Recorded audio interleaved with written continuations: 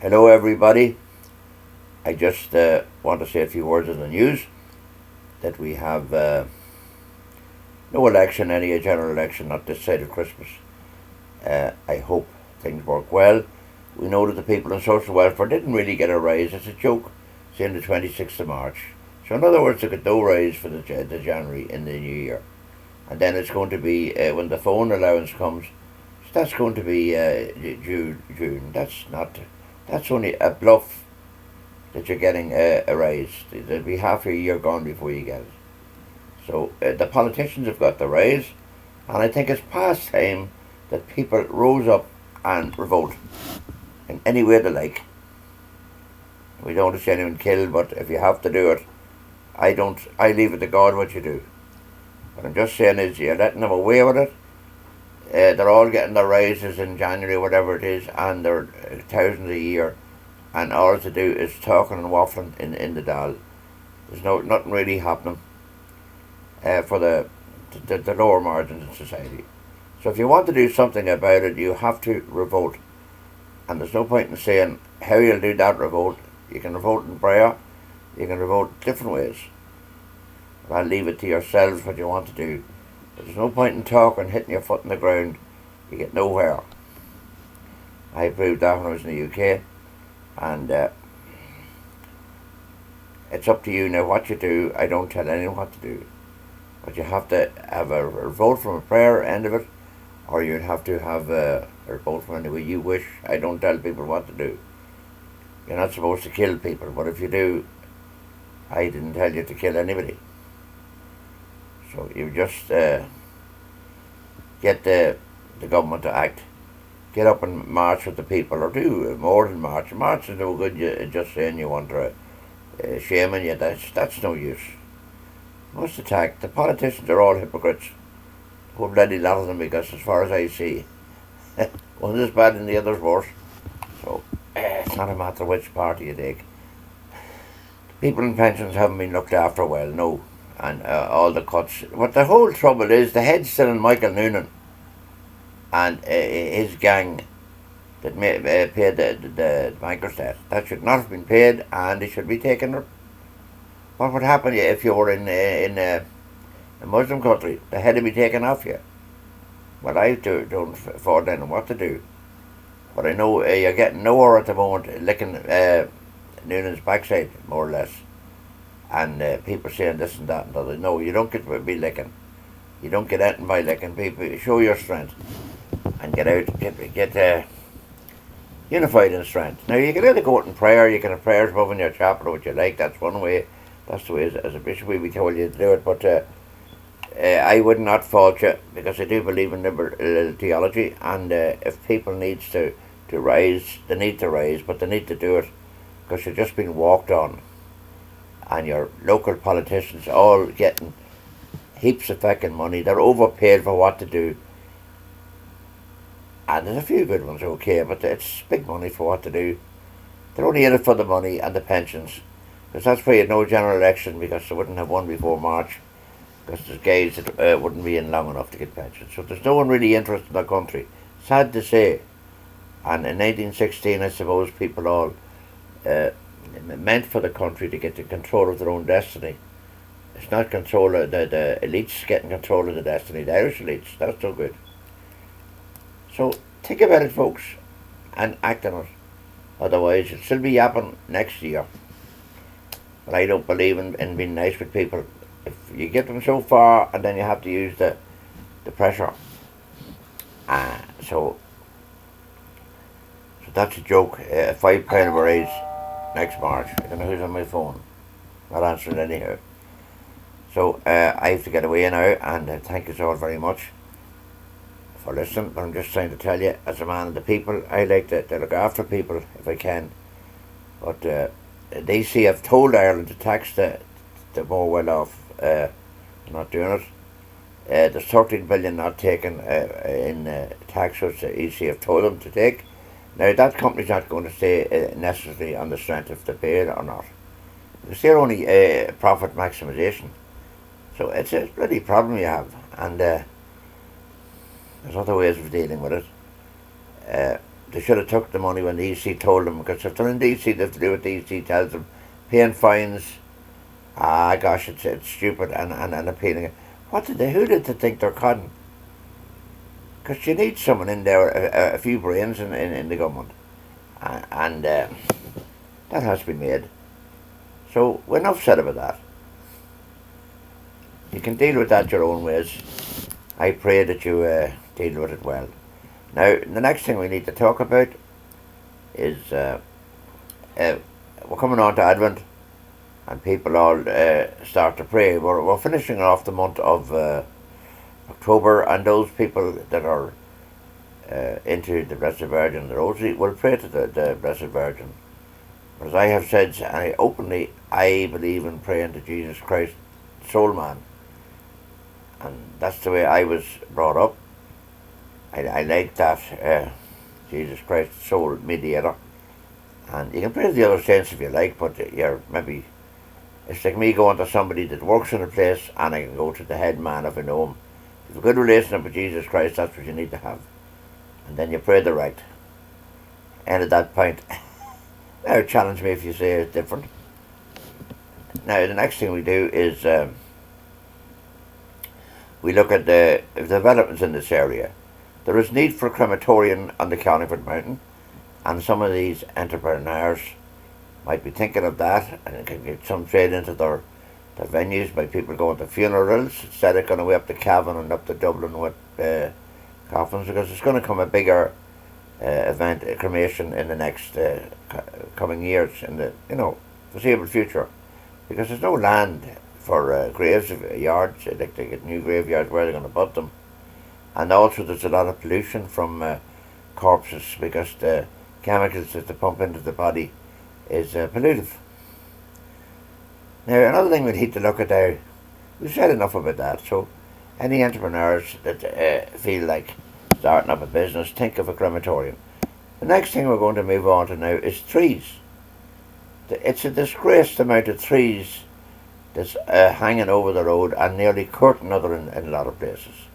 And if you're coming from the dock, for example, down at Tippins' Wood, it's unbelievable, all over the road. Unless they bought the bloody road, I don't know. But if they want to put cars to it and not get killed, well, there's probably, Raven said it's bad too. It's everywhere. There's trees, and the government is going to have to move and do something, or you're going to have more lives lost. We could all be lost, maybe all the politicians too, with the trees, because once the wind hits them and they come over in your car, we're going to have a lot of more adverse weather this year. You probably don't know that, I don't know whether you do or not. But I do study the thing, and it's all related to planets which landed in the moon, keeping it simple. It's very big, it's the size of Earth, and it crashed on the moon. And that's caused the various hurricanes and storms. Now, we haven't seen the start of it really yet. So, it's not even winter yet. It's autumn. So, let's hope that trees can be trimmed. And you can throw trees on your land if you want to grow it further in, but just don't have them curtain the road, because we've seen a death here in the peninsula last week, which was no call for, because those trees should be looked at. And a car has to do a PSV or an MOT every year. I don't see why there should be a system when anyone will be fine with trees over the road. The MOT should be done every year and fail them. You're going to say, right, where's the money going to come for that? Get the fines. And we have a shortage of Garda, and we're retiring Garda at 50 years of age, which to me is a joke, because there's a lot of things needed to be done. They could walk around and have more fines in areas where there's no parking, like in Carlingford. Why paying them for doing nothing? Some only £100 more than be working. So the whole thing it's crazy. And also in the county council, there's officials have a job for life, and that needs to be looked at and rebelled against. Because if they're not doing their job performing, or it's a worthless job they're doing, I think it should be looked at. I don't think it should be looked at, because if we're the rule for the people, there's no one taking the lead, And I'm just suggesting to some people ideas, to give us ideas what to do. So, apart from that, then we're going to move on then to coastal erosion. There's nothing being done with the state to protect coastal erosion. Practically nothing down in this area anyhow. And any time you build a pier road, it's going to have an effect further in. If you study science, there's some computer programs which give you an idea what way erosion will take place. Like even Greenore now, they put out the dock a bit further. That's having a problem up on say around maybe what we call Tolls land around that. Above the white wall, it's all eating the way into the blasted bank. I seen the remains of a horse sticking out of it one day at the bank up there. And when we get bad southeasterly, which we will have the winter, there'll be more gone to the blasted bank. So you have to be careful. It'll flood right into the back of if it gets a bit higher over the wall and rising tides. There's nothing done to protect the chocolate land, as we call it. It used to be local farmers' land. There's nothing done there to protect us, nothing sufficient. It's crying when the job's too late. So something needs to be done now, fast, because tides are rising, and it's only a matter of time now till we get the right wind this winter, and it'll be right over the Cutting and Greenore will be likely flooded again. I'm not just being pessimistic, I'm just practical, looking at the need for the area. Now, I just don't know what way the dock in Greenore, the foundations of the dock in Greenore, the original dock, it had slipped. And I know that the British Railway decided that in way back in 1950. I wonder what is that foundation like at the moment. Is it going to slip further? Something just should be maybe looked at. I don't own the port, but actually nobody should own a private port under the Irish Constitution. You're not allowed to own, private people are not allowed to own the bank going out to the sea. That's the county council would have that, the state in here. So it's wrong that Greenore Port is a private port, because it shouldn't be allowed. You can't own the foreshore. But yet, Egan O'Reilly, my late father took Eire O'Reilly round. I'll call him that, that's what he is. The man died, and I think he wouldn't take the money. He offered him 2 and 6pence or something for wasting us half a day showing him around Greenore. So he told me to keep it, he wouldn't take it. So we need to look at a lot of things around here. Things happen under our eyes. Illegal dumping happened on Greenore foreshore. When a weekend in 1974, bank holiday weekend, Greenore Port bulldozed down onto the cutting. And as a result, you have an area down there which is now, it's claiming now a fisherman's property actually, because we were claiming that, and it was its own land in 1876, I think it was, and when it's its own, you don't own it. They wouldn't have to pay rates on it then, but that area, I don't know what we got to do with it at all. You could fill it up, you see, because they took soil and stuff out of it for Greenore building the port, and they put a big holiday there. But the port have dumped a lot of stuff in, and Mr. Larkin was the chairman of the residents long after me, and I never forget, he decided what we do at the cut, have a wildlife area, let grass grow over all those stones and stuff that's hanging out there. That's not the thing to do. Now, you don't want a proper wall. That pitching which was built, that promenade also I'm going to speak about, I don't like that at all. It destroyed the natural look of the beach.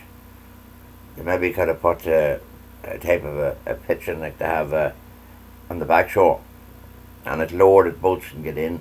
Because it used to be you could come down at a house we call Boyle's, the oldest house in Greenore, come down to a place called Squeeze Gut, and you could sit on the bank and you could enjoy the boat. And Frank McCartan's boat used to be there, and they could push it out from there, see him down at the Hobmasters. But now, that promenade to me has made what we call a balls, if you excuse the broad expression. It destroyed the shore, your access to the shore. I seen the late Gary Kennedy's boat broke one day and he had to get a crane to get it up. If that wall hadn't been there, he would have been able to lift his boat up. So it's destroying the place for one crowd. It's maybe doing it up for people coming round, tourist sightseeing, but you can't sit in the car and see the beach. You have to get up out to see the blasted wall. You can go up at Fairmount there if there's not much of it left, but you can sit there in the car and you can look out and see the shore. But it was nice when you look down at the fishing end. That has all been destroyed. And another thing around in our area we have destroyed also, the local football pitch, which is the golf links. Now, when I left office, it was very bad. I must say it wasn't very good. The leadership that let all those right-of-ways been blocked off on the football pitch for Greenore. Anyone around my run or a bit younger will remember playing football in the other side of the park at the golf links. That should still be there. And just before I go, the amount of leaves that's coming off trees and pines, it's a disgrace in your back garden. I have a boat in the back garden and it's full. It's not full, but it needs to be cleaned. Now why should I have to clean other people's muck up? Spoutings on the houses here in Anglesey Terrace are full with muck, and you clean them a couple of times a year. That should not be. It's not our dirt, it's the trees. The trees are far too high and they can be cut and pruned down. So leave us with all that. There's a great mouthful there for you now today to look at and to think about, and God bless each and every one of you. And in an affable manner, the best way you can do it. I don't care what way you do it, but get it done.